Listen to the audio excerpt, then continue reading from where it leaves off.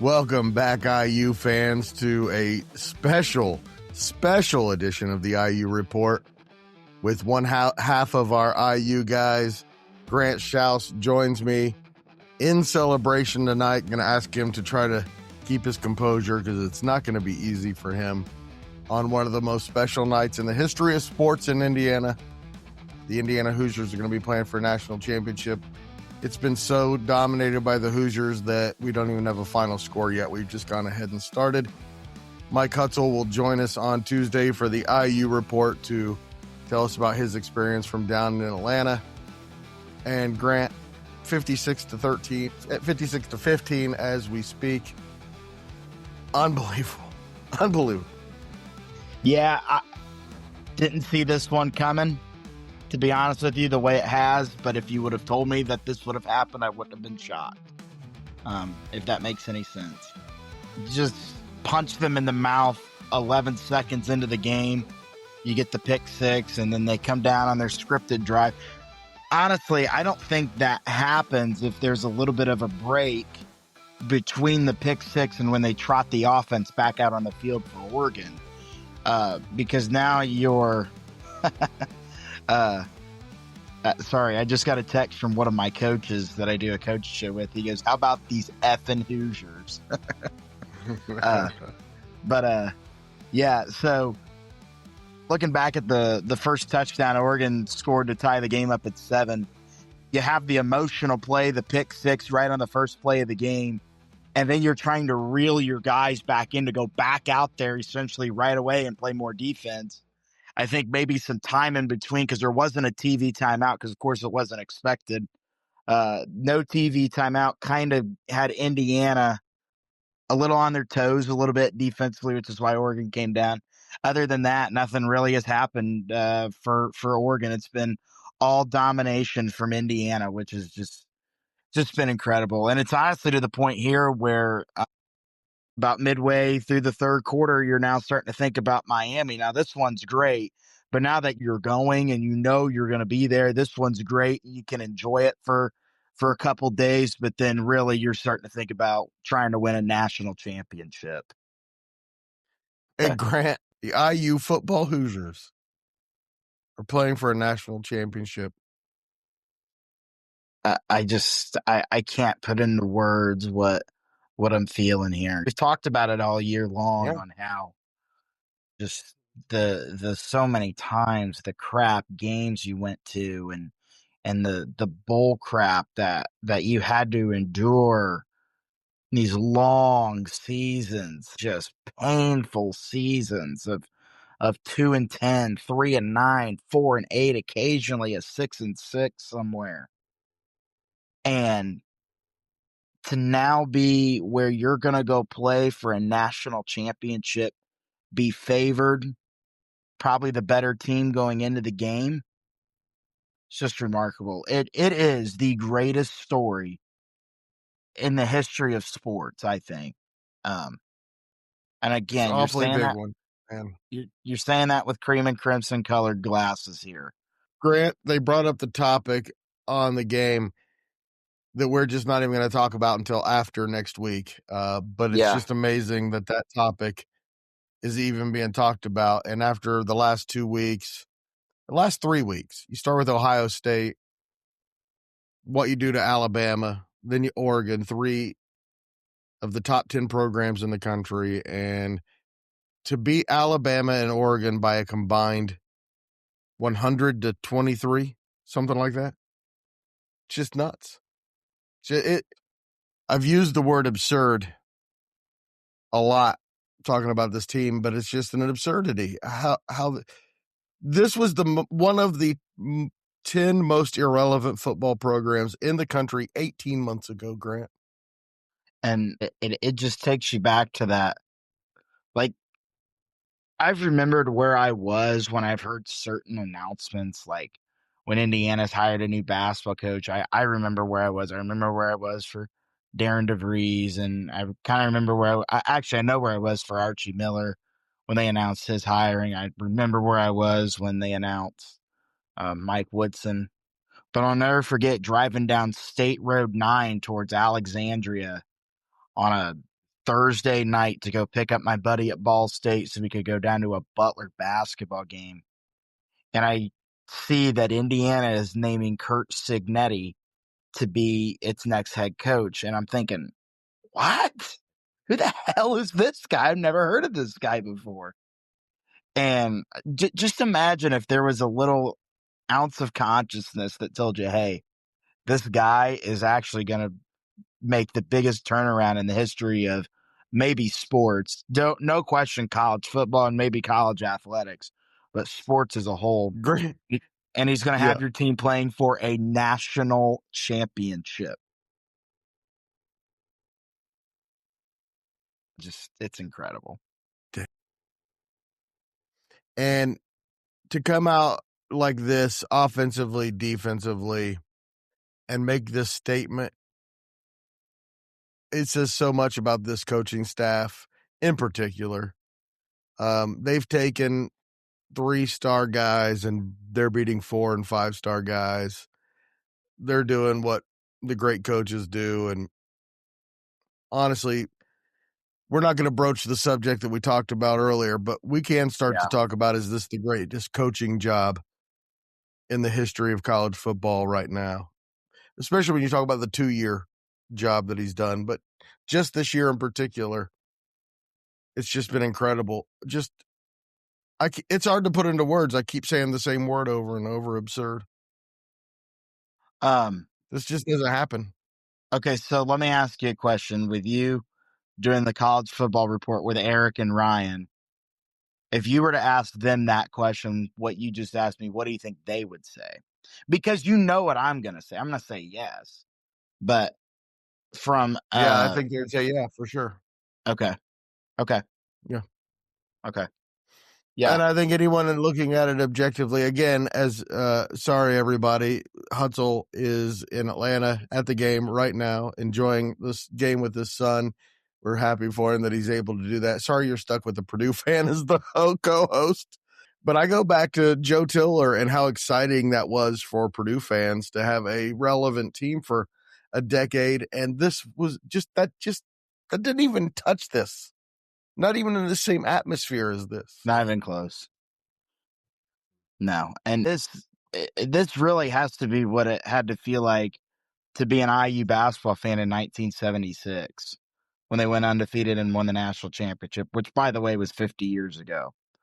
How sweet and symbolic and poetic would it be for 50 years later, after the 1976 undefeated basketball team, for the football team 50 freaking years later to go undefeated and win the national championship and go down as arguably the greatest team of all time. I'll leave it at that. Still I got told you not to say play. that out loud, man. That's going to, every time in college football somebody says this is the greatest team of all time heading into the national championship, that team loses. Well, I didn't say that. I think of USC with Reggie Bush losing to Vince Young. I think of the Nebraska team in 1983 that lost to Miami. People are calling them the greatest of all time. Every time that talk starts before the championship game, that team loses. I don't necessarily think that right now, though. I said they could be. I didn't say they are. I said I know, and I think you're right. And again, that's just nuts. It's just nuts that we're saying that. You would have never dreamed of it. And what makes this really special, Greg, is the people that it's brought together. Yeah. This is again, like we said it after the crowd tonight, Grant. Like we said it after the Big Ten championship, that these are games that you go out to the cemetery to your dad's grave or to grandpa's grave and crack open a beer and sit there and say, man, I wish you could be here for this. And so I'm thankful for all the people in my life personally that have introduced me to all this, that are getting to experience this right now. You know, I think of the lifelongers, like there are so many people, especially older people, who went to or have gone to every single football game since the 60s for over 50 years, almost 60 years. And they've Mm-hmm. always had season tickets. No matter how good or bad this team's been, they've been there to witness all this.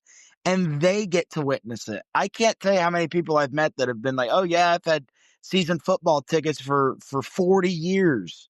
40 years. And we've gone to I haven't missed the games. I went to a women's game at Assembly Hall one time. They played Purdue women's basketball game. And I was sitting next to a guy and we were talking. And this was before Signetti was even thought of. Nobody knew. This was like this is like the February of 2023. And the guy says to me, he goes, he goes, I really enjoy going to games. He goes, I haven't missed a football game in 55 years. 55 years. I don't know who that guy was. I didn't get his name. I don't remember his name if he told me. And now he gets to witness this. And those are the kind of people you think about here. It's the people that this has brought together has been incredible. Grant, 34 seconds to go. It's 56-15. Oregon is at the 1 yard line. They might score a meaningless touchdown here. How sweet for Don Fisher.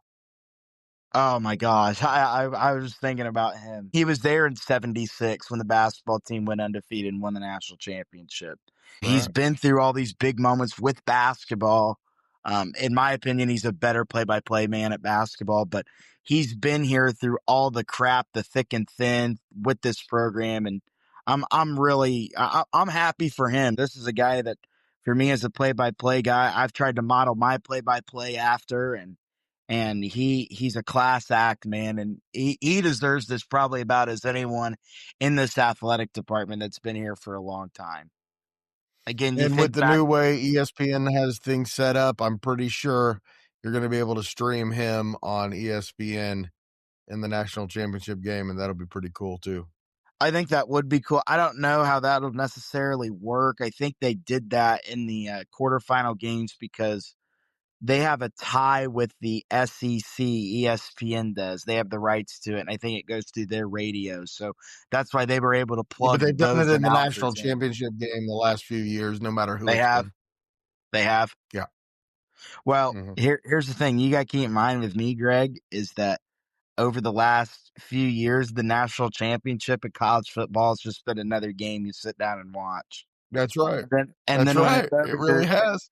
and then when it's over, you're like, okay, now it's over. All right, March Madness is up next, baby. We're just turning the corner. In the That's right. NCAA Big Ten. tournament. We're getting right in the thick of the Big Ten. How often have you thought about IU basketball in the last week? Not much, and they've played Not two very games much. this week and won two games. That's right. You And went to one. yeah, I literally went to the game, and the whole time I was thinking about football. To be honest with you, I'm thinking about it. Insane. The head coach's aura literally unlocked my car for me outside the football stadium Sunday night. That's right. Which is His incredible. unlimited aura. The What you guy said. and I've said this before, talking about Signetti. I've told you guys this before. Is he similar to how Knight was in a way, in the way he commands things? When Knight walked in a room back when he was the head coach at Indiana, his aura just filled the room. And whether you love him or hate him, this is how it was. The guy commanded a room as soon as he walked in. Signetti is the exact same way. And not only do I think that captures fans that encounter him, like at his radio show, or God, I don't know where else the guy goes out in public. He certainly ain't going to the Walmart in Bloomington. The guy commands the room when he walks in the room. And again, not only do I think that has an impact on just regular average Joe people, but it has that effect on the players too. And you can see that. So Oregon did score. There's 22 seconds left. People are celebrating. Kurt Signetti is smiling. Yes. Producer Susie said, what? It's kind of a wry smile, but it's kind of a smile. 56-22 is going to be the final score. 56 to, I predicted 21-20, and I predicted Oregon was going to win this whole thing coming into the tournament. Greg, After last week, I did switch to IU because I'm not an idiot, but now Fernando just kneeled, and for the first time ever, the Indiana Hoosiers are going to be playing for a national championship game in Miami a week from Monday, Grant. Yeah. Some tears from Grant Shouse. Just a little welling up. Special We night, man. deserve this. Special night. We deserve Special this. night. It's just I'll never forget this as long as I live. By the way, Fernando Mendoza and his receivers, best game of the year. Oh, by far. Oh my gosh, it was incredible. Just I got the feeling that the game was on ice when he threw the log bomb down to Charlie Becker for a touchdown. That's when I felt like, okay, this is over. What a catch. What a catch. What a throw. And Mendoza, I don't think Mendoza threw it. 2 or 3 incompletions. I don't think Mendoza threw a wrong pass all night, man. Everything was where it's supposed to be. The only hiccup was the ball that kind of got bobbled there, nearly turned it over. That was the only one. Yeah, that's right. They went out to Coogan was hustling down the field. Man, IU was fast to the ball all night. All night. That ball was on the ground. There were 3 Oregon players closer than the IU players, and those IU players closed so fast on that ball. It was like they'd done drills over and over with that. They're just so quick. And that goes back to the fast, physical, relentless every time. That's what it goes back to. So they went out to Eugene in October and played that game. And it was a great game. Really one of the better regular season games of the year. And I don't think anybody expected Indiana to come out and win 56-22 tonight and just beat the ever-loving crap out of this Oregon team. Now, if you would have told me that's what they were going to do, I would not have been shocked whatsoever. Looked like Coach Signetti had tears in his eyes when he was doing the interview there. And a big smile. One more game. Just got to go win one more game, Greg. One more game. All right, I'm about to look. What do you think the line is? Indiana will open up as a 5.5-point favorite. Ooh, I think they're going to open as an 11.5-point favorite is my guess. Let's see. The answer is IU is a 7.5-point favorite is the opening. Okay. That's about right. That's about right. I figured. I think Oregon's better than Miami, Grant. I do too. Miami's defense. I think Alabama might be better than Miami. It's a good question. And then we'll get more into that on the IU report. I really haven't thought about Miami, to be honest with you. Miami has elite receivers and an elite quarterback who throws a great ball too, but they haven't seen a defense like this. No, they haven't. They haven't seen schemes like this, which are incredible. No. They will take them completely away. Oh, again, we'll get way into that. I don't think anyone's going to be surprised that I'm picking IU big. And the story, I think, is going to be the offense, but, man, the defense was so good tonight. They just did what they did all year. Again, that was one of the rare times a team really went and drove the length of the field and scored on them on that first drive. The other two were, I guess the last one kind of, no, but it doesn't really count. But the second one was their long run set them up, and the 70-yard run set them up, and they just were. Indiana wasn't able to get off the field there. Yeah, the defense just does what they do, and I think the defense is probably what could carry them to win a national championship. Hey, Grant, Darren Ravel is reporting that the cheapest seat available for the national championship, $3,865. And look for there to still be more Indiana fans than Miami fans in that stadium.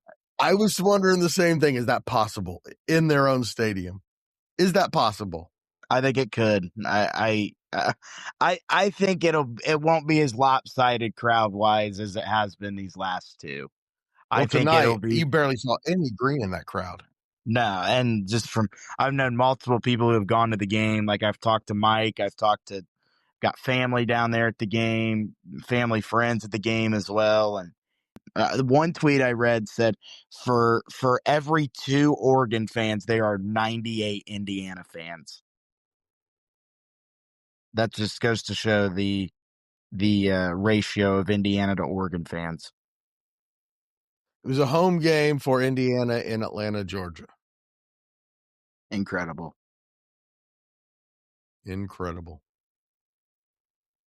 So, Big Ten champions, Heisman Trophy winner. One more to go. One more, man. Let's get it done. Looking forward to hearing about Mike's experience. Grant Shouse, thanks so much. We will talk to you again very soon. We will also have a recap of the Indiana Hoosiers basketball game tomorrow, sometime mid-afternoon. Please tune in for that one. You can hear about IU like all the freaking time on the Central Indiana Sports Report with Grant Shouse and Mike Hutzel. Grant, thanks so much. Congratulations, and look forward to talking about the national championship all week. Thanks for having me, as always. I always enjoy doing it. I always look forward to talking after the games and before the games, and honestly, during the game, I'm always thinking about what I'm probably going to say on the reaction pod. So I appreciate you giving me an opportunity. Love having you. Hey, please join us on Tuesday as we talk about the Peach Bowl and look ahead to the national championship game, Indiana versus Miami.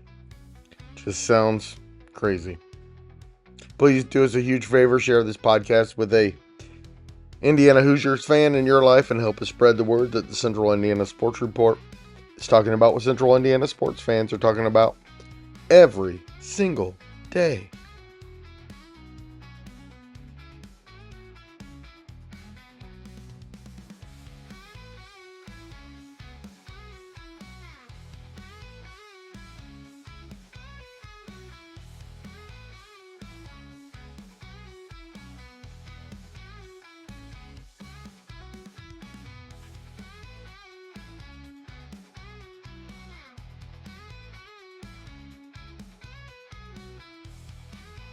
Central Indiana Sports Report is a product of ITG Media, and I love Susie.